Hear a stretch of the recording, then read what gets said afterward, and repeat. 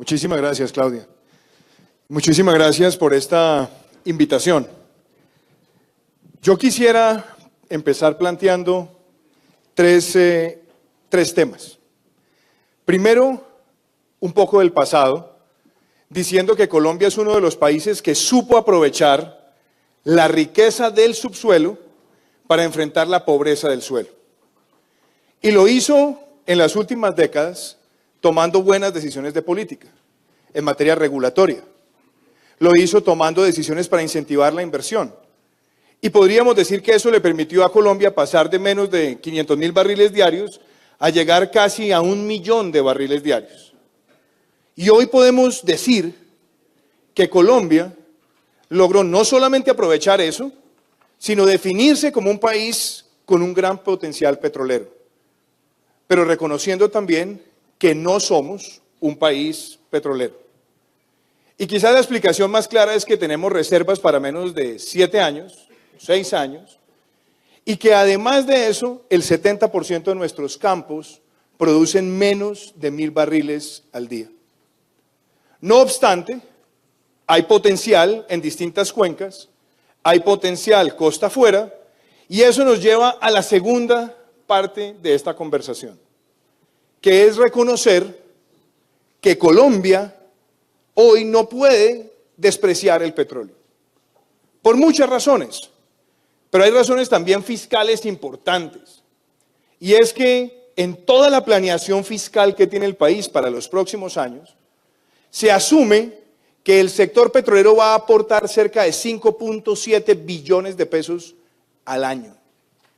Eso implica que el país tiene que producir más de 900.000 barriles al día para cumplir con esa meta. Y si eso es así, entonces tenemos que entender que al país, teniendo en cuenta las tasas de declinación del sector, que son del orden del 14% por año, hay que agregarle por lo menos 2.000 millones de barriles de reservas más. Y por lo tanto hay que ser capaces de atraer mucha inversión si queremos que el sector siga aportando como queremos que aporte, no solamente en la parte fiscal, sino también en todas las externalidades económicas, empezando por ser un sector que consume de la economía, o que llegó a consumir en su momento de mayor auge, cerca de 70 billones de pesos. Un impacto muy grande en toda la economía nacional. Pero eso me lleva al tercer punto, y es que explotar y producir y transportar en Colombia es costoso. Es costoso sacar el petróleo y es muy costoso transportarlo cuando tenemos en promedio un costo de transporte por barril cercano a los $16.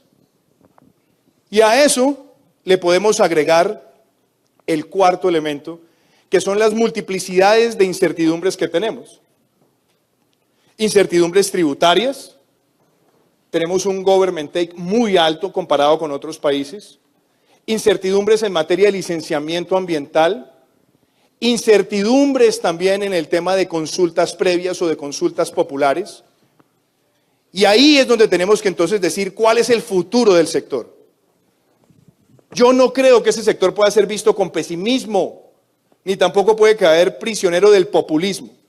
Es un sector que Colombia lo necesita en una economía diversa, y por lo tanto hay que darle señales importantes a esa urgente necesidad que tiene el sector. ¿Cuáles son esos mensajes que yo creo que hay que plantear? Primer mensaje, hay que volverle a dar confianza a las regiones productoras, y eso implica hacer una modificación del sistema de regalías, donde las regiones productoras vuelvan a recuperar mucho de lo que se les despojó aceleradamente, y pensar siquiera en una distribución 50-50, para que ellos puedan recibir esos recursos y también obviamente corrigiendo para que se traduzcan en inversiones que sean rentables e importantes. Pero también implica que tomemos otras decisiones. En materia tributaria, hay que permitir los descuentos para la inversión que el sector necesita. Hay que buscar que las devoluciones de IVA no tarden lo que están demorando hoy y puedan ser mucho más aceleradas. Hay que buscar, por ejemplo, que tengamos una decisión franca y necesaria en materia de los costos de transporte. Y es que podamos tener un sistema donde los costos de transporte se ajusten a las fluctuaciones de precio, de tal manera que no terminen asfixiando al sector en momentos de precios bajos como está ocurriendo hoy. Y eso también implica que le digamos al sector con total claridad que hay que resolver temas de incertidumbres y hay que hacerlos con normas que regulen muy bien las consultas previas.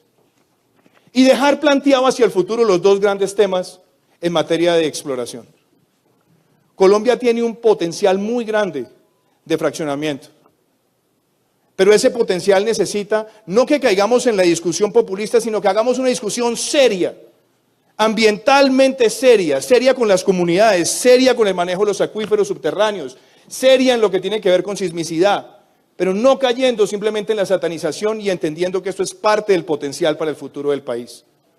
Y obviamente, plantear también qué es lo que vamos a hacer en materia de costa afuera.